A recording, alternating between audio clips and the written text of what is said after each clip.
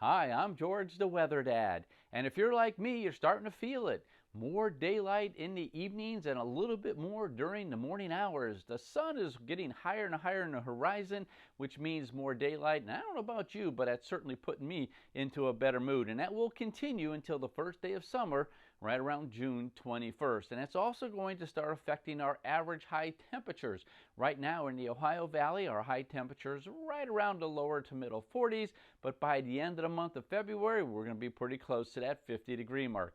Now, as far as your planning forecast is concerned for the first full week of February, temperatures kind of a little bit below normal. Yellow is what we want to see as far as normal temperature concerned. You can see most of the eastern half of the country below normal, even down in Florida. Take a look what's going on there. You have an L sitting right off your coast, giving you some rain and some clouds, a kind of a miserable day for you there on Monday, but the rest of us pretty much chilly and certainly very cold out in the Rockies. Now by Wednesday, we're starting to see a little bit more of a warm up here in the central U.S., and that's going to spread its way towards the east. Florida, you're going to be in much better shape by midweek, still though very cold off to the west.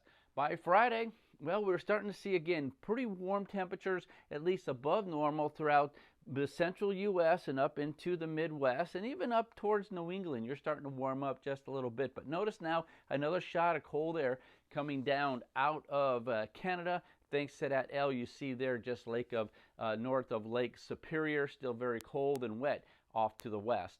Precipitation wise, here on your Monday, very stormy, very wet, lots of snow out in the Rockies off to the west. Here's that system down around Florida, again producing lots of rain. Cloudiness is just not going to be a nice day for you there on Monday, but the rest of us going to be fairly dry. We will see quite a bit of sunshine, but as I said though, temperature still a little bit below normal.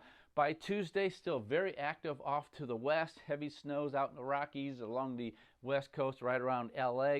Florida, you start drying out, and it's going to take a little time, but you'll start warming up again by midweek. Most of us, again, will see quite a bit of sunshine, thanks for that high sitting there right over St. Louis. By Wednesday, that system starts working its way a little bit more out of the Rockies. Still lots of snow, heavy rains along the west coast, southeast looking good, and the eastern half of the country pretty dry as well. By Thursday, here's that system now starting to develop here. Looks like we could see some heavier rains in the Tennessee, Mississippi Valley rather. Still dry towards Indiana and eastward. Still lots of snow out in the Rockies.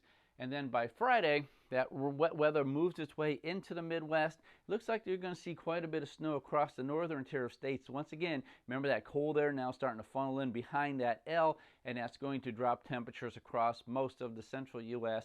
by next weekend. And another system there approaching the west coast. Now that's next week.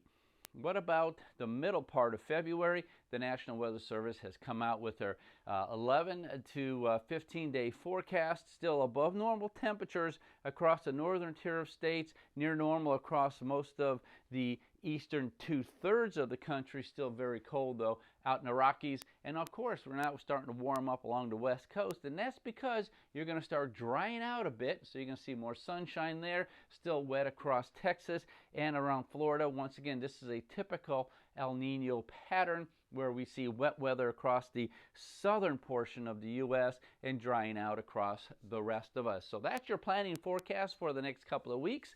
I'm George, the Weather Dad.